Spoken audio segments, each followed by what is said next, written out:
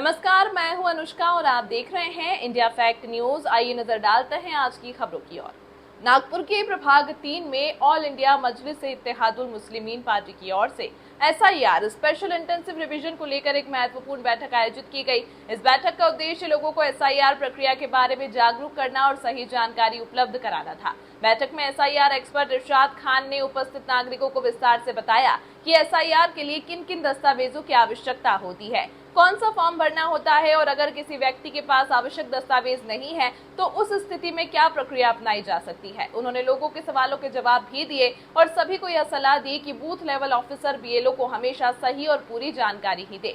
उन्होंने कहा कि गलत जानकारी देने से भविष्य में कई तरह की परेशानियां हो सकती हैं, इसलिए सभी नागरिकों को सावधानी के साथ सही दस्तावेज और सही विवरण देना चाहिए। इस बैठक में एआईएमआईएम के उत्तर नागपुर अध्यक्ष सैयद अमजद अली, फहीम खान, आसिफ मांडवा, पवन कोए सहित बड़ी संख्या में स्थानीय नागरिक मौजूद रहे। आइए जानते हैं कि इस मुद्दे को लेकर हमारे संवाददाता ख्वाजा कबीर ने एसआईआर एक्सपर्ट और स्थानीय जनप्रतिनिधियों से क्या खास बातचीत की। ख्वाजा कबीर की रिपोर्ट। दोस्तों, इंडिया फैक्ट न्यूज़ और न्यूज़ अलाराम में आपका स्वागत। मैं ख्वाजा कबीर नागपुर में, नागपुर के संजय बाग रजा मस्जिद के पास मौजूद हूँ। यहाँ पे एसआईआर पे एक कैंप लिया गया है। बड़ी तादाद में लोग यहाँ आए और इंटरेस्ट में उन्होंने सुना और हमारे एक्सपर्ट यहाँ पे एसआईआर के एक्सपर्ट इरशाद खान साहब है, इन्होंने मीटिंग दिया था। सर, मीटिंग का रिस्पांस तो बहुत अच्छा रहा। आपने क्या जानकारी दी और लोगों ने आपसे क्या सवाल किया? हमने एसआईआर को लेकर लोगों को ये जानकारी दी कि जो सोशल मीडिया पे गलत अफवाहें फैलाई जा रही है 4 कैटेगरी को लेकर, वो सरासर बिहार से रिलेटेड था, जो कि 12 राज्यों में होने वाले एसआईआर के बाद वो हटा दी गई है। हम ये लोगों से कह रहे हैं कि आपको, अगर आपका या आपके पेरेंट्स या आपके ग्रैंडफादर या ग्रैंडमदर का नाम 2002 की लिस्ट में है, तो आपको घबराने की कोई ज़रूरत नहीं है। आपका सिर्फ करंट इलेक्शन कार्ड ऑनलाइन होना चाहिए, ये हमने समझाया।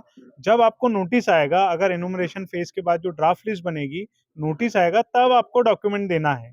हमने लोगों को सरल वे में समझाया और हम इस तरह का पूरा ग्राउंड लेवल पे पूरे महाराष्ट्र में लोगों को अवेयर कर रहे हैं। आने वाले कुछ हफ्तों में हम नागपुर पे फ़ोकस कर रहे हैं, उसके बाद में ईद के बाद हमारे मुंबई और पूना दूसरे एरिया में काम रहेगा। तो हम काबिल मुबारकबाद है, हमारे नगर सेवक साहब आसिफ शेख साहब है, हमारे फ़हीम खान साहब है और पवन कोहे साहब है। इन लोगों का मैं धन्यवाद देता हूँ जिन्होंने इस तरह का प्रोग्राम को लेकर इनिशिएट किया।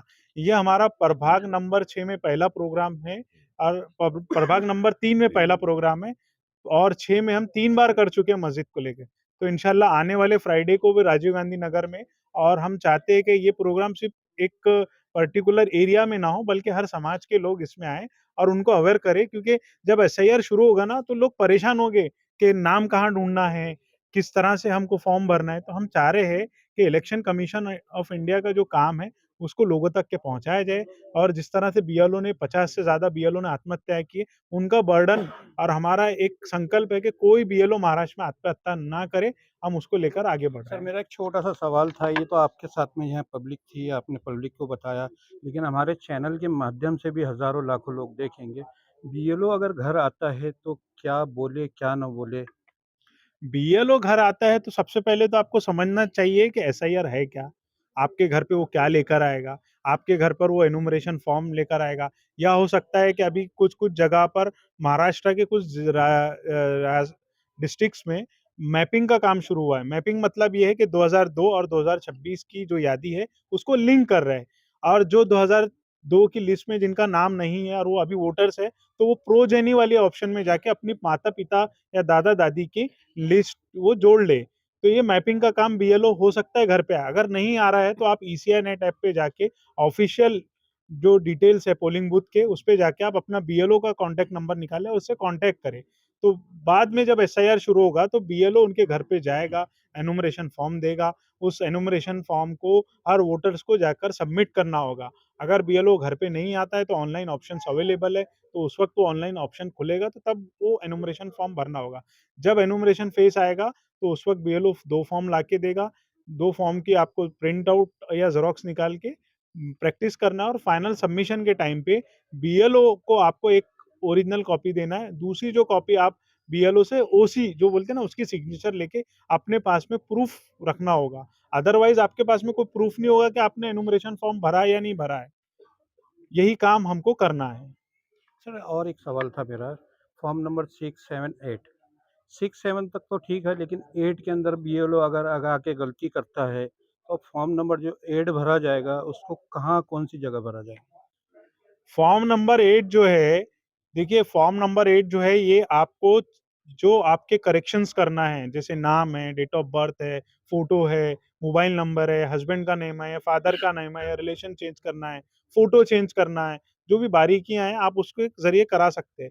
उसमें और भी एक ऑप्शन रहता है कि आपको एड्रेस चेंज करना है, विदिन द कॉन्स्टिट्यूएंसी करना है या आउटसाइड कॉन्स्टिट्यूएंसी।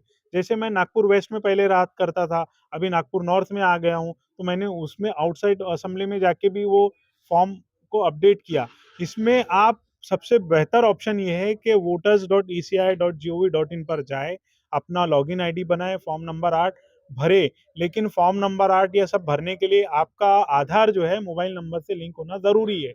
अगर वो लिंक नहीं है और आप छोटी-सी मिस्टेक कर रहे हैं, जैसे आपका वोटर कार्ड पे नाम छोटा-सा भी गलत है और आधार से मिसमैच हो रहा है, तो फॉर्म नहीं भरा जाएगा।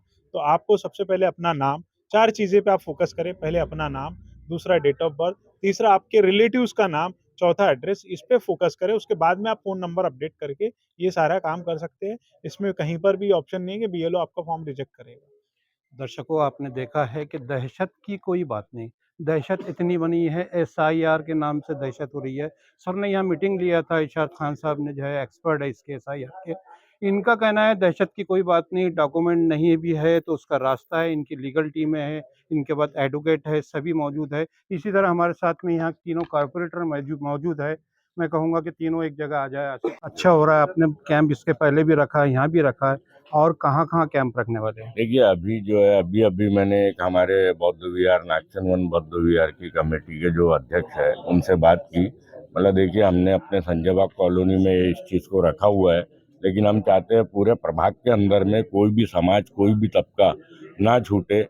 इसलिए अभी मैंने उनसे बात किया तो वो बोले कल मैं आपको डे कंफर्म करके बताता हूँ। तो नागचन वन ग्राउंड बौद्ध विहार में भी 1 से 2 दिन में होगा।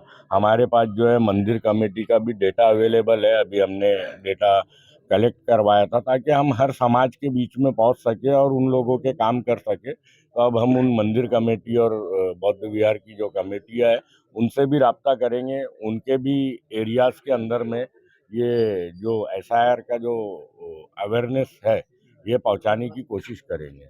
और जैसे कि अभी आपने जो फॉर्म नंबर 8 की बात किए थे, तो मैंने अभी ईसीआई नेट खोला और देखा उसमें मेरा मोबाइल नंबर लिंक नहीं शो कर रहा था।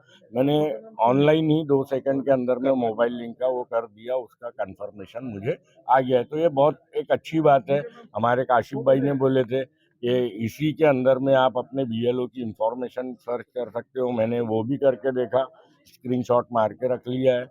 जो हमारे बीएलओ है उनकी तस्वीर के साथ, उनका कॉन्टैक्ट नंबर के साथ सारी चीज़ें आ गई। आप उनको जो है अपॉइंटमेंट भी बुक कर सकते हैं, लेकिन अभी वो प्रोसेस की गाइडलाइन उन्हें नहीं मिली है। उन्होंने यही बताया कि अभी हमारा ट्रेनिंग होगा, लेकिन हम आपको प्रॉपर सपोर्ट करेंगे। तो हमें भी बीएलओस के सपोर्ट के लिए उनके 80% काम हमारे हाथ में है। हमने पहले ही तैयारियां कर लेनी चाहिए ताकि जो बाकी स्टेट के अंदर नौबत आई, बीएलओ को जहर पीना पड़ा, आत्महत्या करना पड़ा, मतलब जो वर्क बर्डन के वजह से, वो हम हमारे क्षेत्र में या हमारे पूरे महाराष्ट्र में ऐसे कोई इंसिडेंट ना हो। उसके लिए सिर्फ हम हमारा प्रभाग नहीं, हम पूरी कॉन्स्टिट्यूंसी के अंदर में इसके लिए मेहनत करने के लिए तैयार है और करेंगे पहले, लेकिन अपने प्रभाग की ये समस्या को दूर करेंगे। फिर जो दीगर एरियाज है जहाँ पे लोगों की नज़र नहीं बनती, हम हमारे कॉन्टेक्ट हर जगह है, हर जगह जाके जो है हम वहाँ के लोगों को कन्विंस करेंगे, वहाँ के लोगों को रेडी करने की कोशिश करेंगे कि आप ये जो काम है ये बहुत बेहतरीन काम है, ये खिदमत खल्क है, लोगों को परेशानियों से बचाने वाला काम है। हम जो है इसके लिए भरपूर पूरे शहर के अंदर में मेहनत करने के लिए तैयार हैं। आसिफ मालवा साहब, ये काम तो शुरू हो रहा है, लेकिन इसके फॉर्म भरना, फिलिप करना, इसके लिए कार्यालय की ज़रूरत होती है। क्या कार्यालय का क्या एड्रेस है आपका? देखिए, आपके चैनल के मार्फ़त मैं बताना चाहूँगा कि हमारी प्लानिंग ऑलरेडी इलेक्शन के बाद से ही चालू हो गई थी, तो हमने हर एरिया में एक न्यू कॉर्पोरेटर अपॉइंट किए, जिसके मार्फ़त से अब हम गली-गली में जितने भी लोग हैं जो एक्टिव है, जो ये पूरे मतलब वो गली के लोगों को कोऑपरेट कर सकते हैं, ऐसे उन्हीं लोगों के हाथ से हम ये काम करवाएँगे। और हम भी कैम्प के मार्फत या हमारे ऑफिसेज़ जो इलेक्शन में थे उनको फिर रीओपन करवा रहे हैं हम, और वहाँ पर कैंप लगा के लोगों तक के इसको सब लेके जाएँगे। इसी तरह हमारे साथ में पवन सर भी है। पवन सर तो ऑनलाइन की जानकारी रखते हैं। क्या ये मंदिरों में भी देखा जाएगा कि ऐसे काम शुरू हो जाएगा एसआईआर पे? और ऑनलाइन के सिस्टम क्या है? अच्छे अच्छे तरीके से आप जानते हैं, कैसा कार्य करेंगे? देखो, एसआईआर जो है एक्चुअली इसके बारे में हर इंसान व्यक्ति ने जानना चाहिए, क्योंकि ये सिर्फ़ एक कैटेगरी के लिए है, तो हर कैटेगरी के लिए।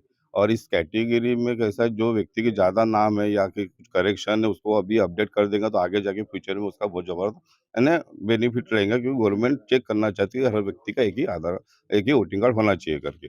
और रही ऑनलाइन के माध्यम से अपनी कैसे महाराष्ट्र में बहुत सारे ऑनलाइन सेंटर है, सीएससी सेंटर है, आपले सरकार सेवा केंद्र है। हम लोग इनको इनके साथ टाइप कर लेंगे और इनके माध्यम से पूरे एरिया में कैंप चलाएँगे।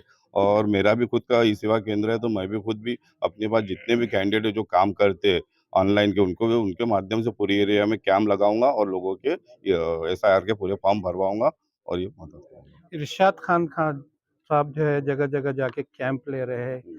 क्या धन्यवाद अदा करेंगे आप?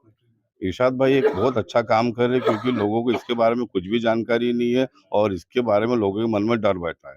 और एक्चुअली ये जो चीज़ है एसआईआर बहुत अच्छी चीज़ है, लोगों को अभी इसकी जानकारी इरशाद भाई जो दे रहे हैं, ये अच्छा कर रहे हैं और लोगों को जागरूकता के कारण वाले नागरिकत्व भी मिल रहा है। तो इरशाद भाई को मैं सैल्यूट करूँगा और ऐसी जानकारी पूरे दुनिया में हर व्यक्ति के पास पहुँचना चाहिए, ये उनके उनके बारे में बोलूँगा। बहुत-बहुत शुक्रिया। तो ये हमारे साथ में थे 3 नगर सेवक के प्रतिनिधि, साथ में नगर सेवक पवन कोहित सर भी थे। सबसे अच्छा काम तो इरशाद खान साहब का है कि हर जगह बिना फीस के जाके, जबकि ऑनलाइन सेवा का उनका काम है, लेकिन बिना शुल्क के ये काम कर रहे हैं। बने रहिए हमारे चैनल के साथ। हमारे चैनल को सब्सक्राइब कीजिए, कमेंट अवश्य करिए।